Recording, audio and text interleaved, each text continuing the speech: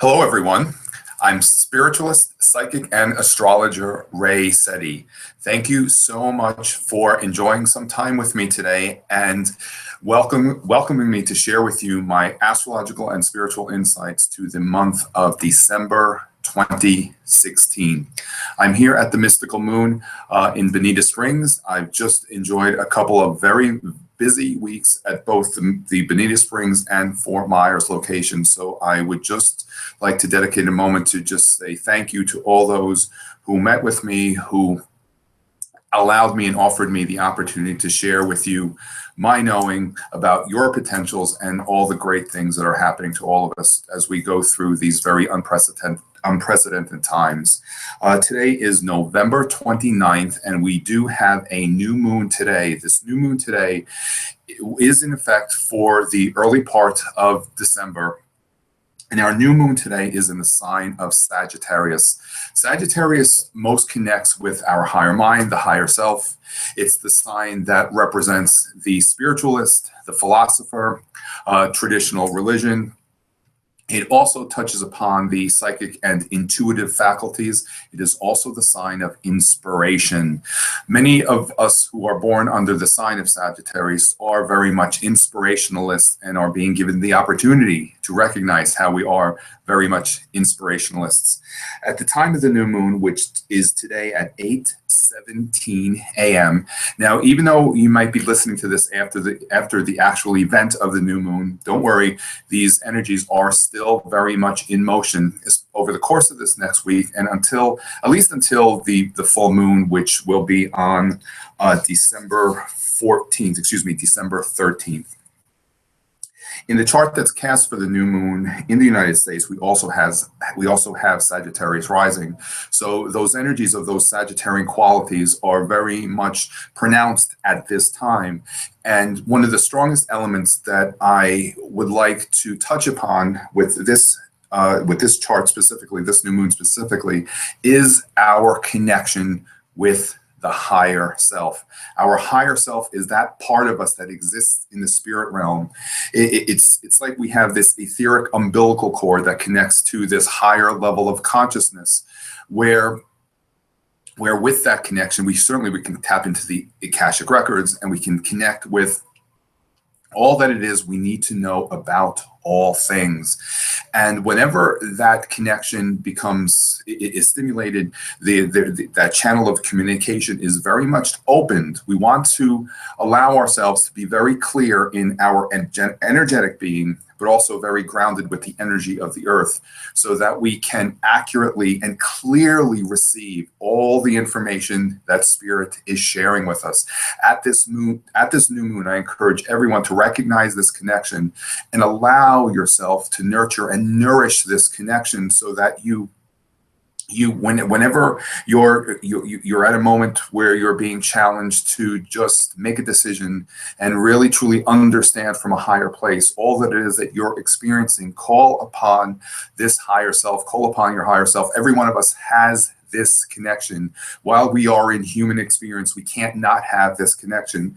We're not always aware of that connection, and sometimes that connection becomes very clouded with energetic psychic debris, and it periodically needs to be cleared on a regular basis.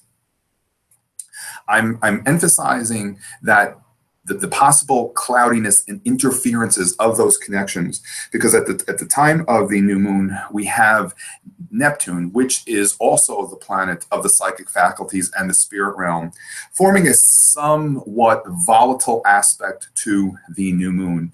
And whenever there's an aspect present that does present certain challenges or difficulties, as long as we can understand the higher vibration of that aspect. And as I shared many times with clients privately in my forecasts and even in these videos, that whenever we are presented with an aspect, an alignment that may seem to present a negative outcome, as long as we choose and recognize the higher, more positive aspect of that frequency, that is what we bring to form.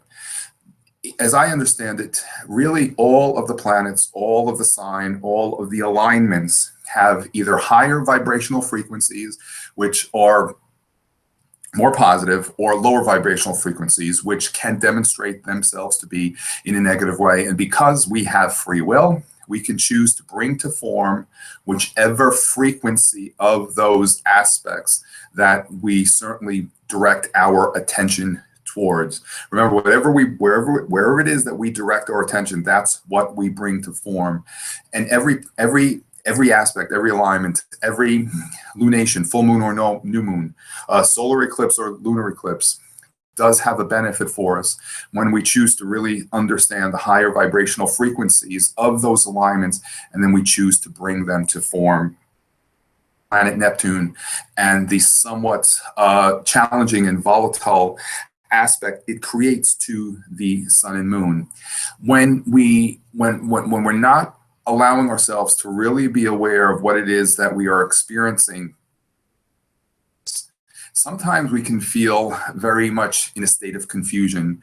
We can feel as though we're disoriented, or we're being misleaded, or perhaps we're even being lied to or betrayed by others. Those are the lower vibrational frequencies of Neptune. However, when we allow ourselves to be very much connected and grounded with the energy of the earth, and we clear our energy field, and we clear this communication we have with the higher self, the inspiration that comes through is very much clear and very much information that we can use to certainly receive a higher understanding of all that it is that we are experiencing.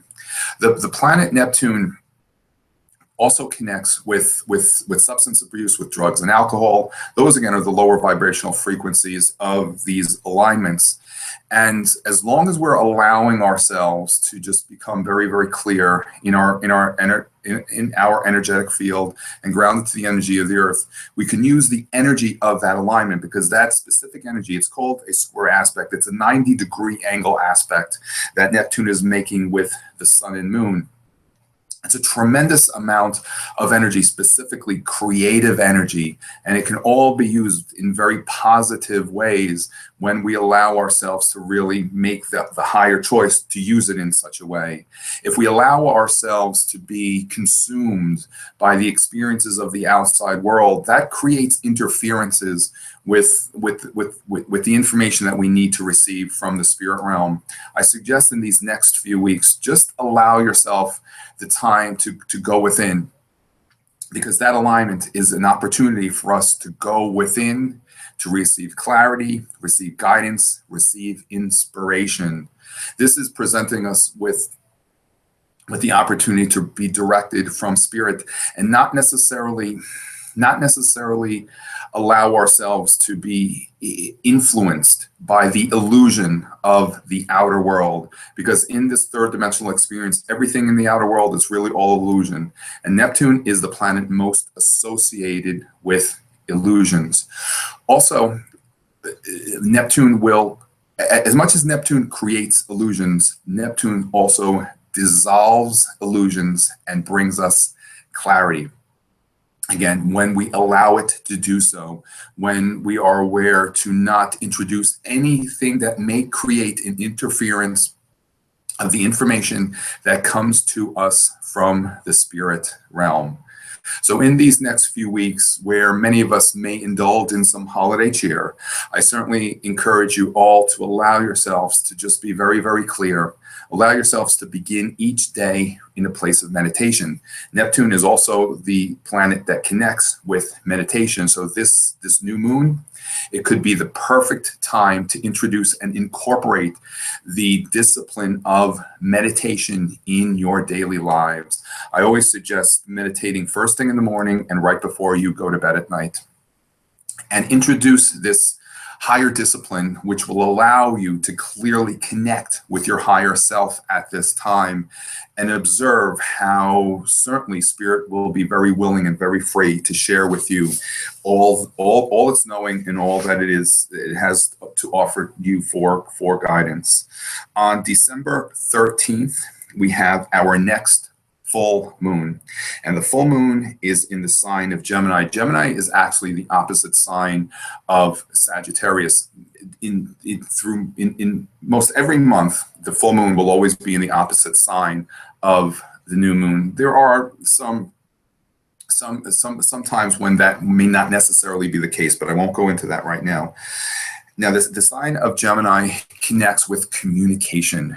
And what I suggest to be aware of at this full moon is to allow yourself to be very clear with and in your communication. Gemini is also the thought process.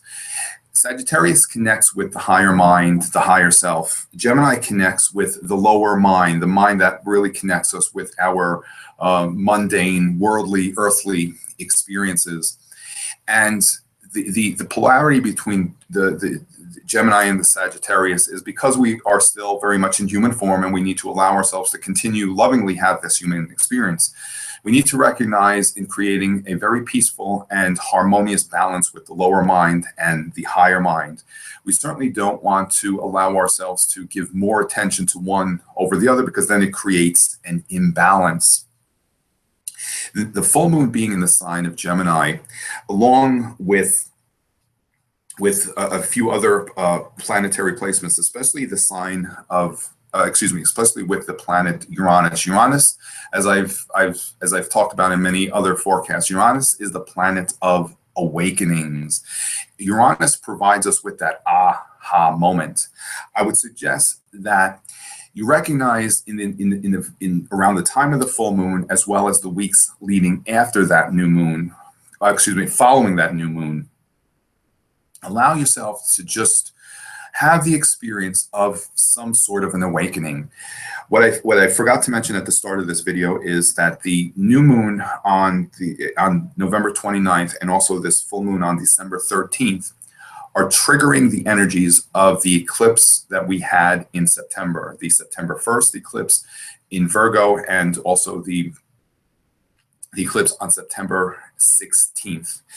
Whatever was coming to form at that time, whatever you were being made aware of, whatever energies or whatever experiences may have been triggered at that time, these energies, these lunations are triggering what was taking place at that time. And now it's time for you to just kind of reflect on everything that's been being shown to you in these last few months and move forward. When there's this 3-month trigger point from an eclipse season, that 3-month trigger point is a time to move forward. It's a time to advance and to accelerate with everything that was being stimulated at the time of the last eclipse season, which was in September.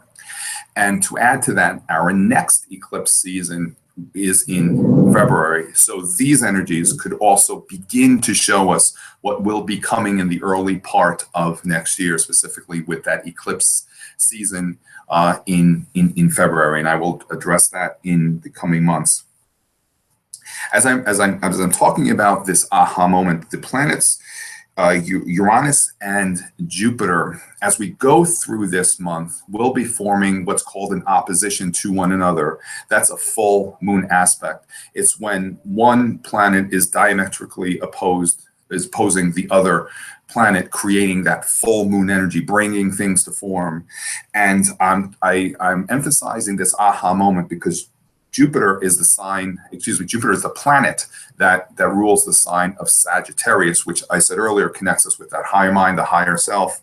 With this alignment, we can experience many breakthroughs to whatever it is that perhaps we've been working towards in these last few months. These higher understandings will very much be shown to us and given to us. You know, many times we could be working on something for a long period of time, an endeavor, project, whatever, and then we are given a higher knowing, a higher understanding of what it is that we need to do with whatever it is that we're working on. And then many times we can even change directions from where we really began this process. And when we allow ourselves to just really trust, because Jupiter is also the planet of trust, and so is Neptune. When we allow ourselves to really trust what we are being shown and what we are being given, whatever it is that we are working towards comes together so much greater than we can imagine. And I would like to emphasize that element of trust, because as I was mentioning earlier, that planet Neptune is very much part of these planetary astrological equations as we go through this month. So we will be given opportunities when we could very much benefit from taking that leap of faith. You may find yourselves, as you go through this month, being given an opportunity to take a leap of faith. And as long as you are clear in your energy field and grounded to the energy of the earth, certainly that leap of faith will work for your benefit. And as with all things, there's really no guarantees, because it's all up to us. It's all based upon our beliefs, our belief systems, and our trust. The beliefs and the belief systems at this time are also being modified and restructured for us, especially globally, and what is taking place right now in the United States. We're also being given the opportunity to release any past beliefs and belief systems which no longer serve a purpose. This opportunity is part of a bigger picture, and we have been given those opportunities for about a year or so now, but that element specifically is being very much triggered right now. This release of old, outmoded beliefs which no longer serve a purpose. Now is the time to release and let all that go. What's also being triggered right now, and really began in these last few months with this series of eclipses which took place in September, is the release of some very deep-seated emotions which no longer serve a purpose. And certainly they're all connected to that element of fear. And many times when we have these experiences, fear comes to the surface, these emotions come to the surface, and they do so that we can observe them and release them. Many times we err in judgment, in that we give the fear and these somewhat unpleasant emotions too much energy, and we don't release them. And inadvertently, we actually continually just remanifest the same experience over and over and over again, instead of releasing it. So as you go through these next few weeks, and as I talk about, when you have that awakening, that moment, that aha moment, allow yourself to observe what you are being shown. If it is something unpleasant, if it's something that triggers some very deep-seated, painful emotions, allow yourself and release them, and have the courage to release them. Because these experiences, they prepare us for something greater, sometimes something greater than we might recognize or imagine. So as long as you're allowing yourself to be very gentle with yourself and observe and welcome what Spirit is showing you, certainly it can come together for you so much greater than you can imagine. On December 21st, we have the winter solstice. The winter solstice is significant in that it represents the return to light. And I've always found it very interesting how all the holidays, whether it be Christmas, Hanukkah, Kwanzaa, it all connects and it all talks about the light and going back to the light. The winter solstice is exact on December 21st at 5:44 a.m. and that is Eastern Time. And with that chart, to emphasize everything that I've been highlighting regarding our connections with the higher mind, we do have Sagittarius rising again. So these connections with Spirit, especially as we go through the winter months, when it appears as though there is a lot of darkness, where in fact it's really a return to light. And every day from the winter solstice to the summer solstice in June, there is a buildup of light. There is an increase of the light. You know, certainly in the winter time here in the Northern Hemisphere, nothing ever really dies. The winter time is actually very much a time of action, meaning those seeds that we planted beneath the soil are very much germinating as we go through these times. Allow yourselves, if you have planted any seeds, especially any seeds that may have been planted on the new moon, allow these winter months to nurture those seeds and germinate those seeds, and very lovingly offer them your love and your caring, so that when we begin the next season, which will be in March with the spring, with the vernal equinox, you can begin to see the buds and the sprouts of those seeds that you have planted. I've always observed the winter time to have some of the most dramatic sunrises and sunsets, and there's such brilliant color that takes place during the winter months. And I always say, anyone who believes that the winter days are gray is only colorblind. So I share with you all these knowings so that perhaps maybe you might find just a little bit of inspiration, and allow yourself the opportunity to receive and let Spirit show you what you might need to know about yourself as we go through these times, and any time for that matter. I encourage everyone to, as we go through this season, remember to bring some light into your lives, as well as the light into other people's lives as well. Allow yourselves to care for yourselves, care for one another. Go out, celebrate. Don't worry about shopping. All that shopping, all the gifts, it'll all be taken care of. But most importantly, remember your loved ones who are around you. Remember those who have transitioned into Spirit. Know that they are always with you, and enjoy this time. Don't eat too much. Certainly don't drink too much. And I look forward to seeing everyone again at the new moon when I hope to return in the spring. And before then, certainly I will share with you my insights for the coming new year in about a month or so. So until then, stay in the light, in a place of love. Care for yourselves, care for each other, bring love wherever it is that you go. Be kind to yourself and be very gentle with yourself. Many blessings. Namaste.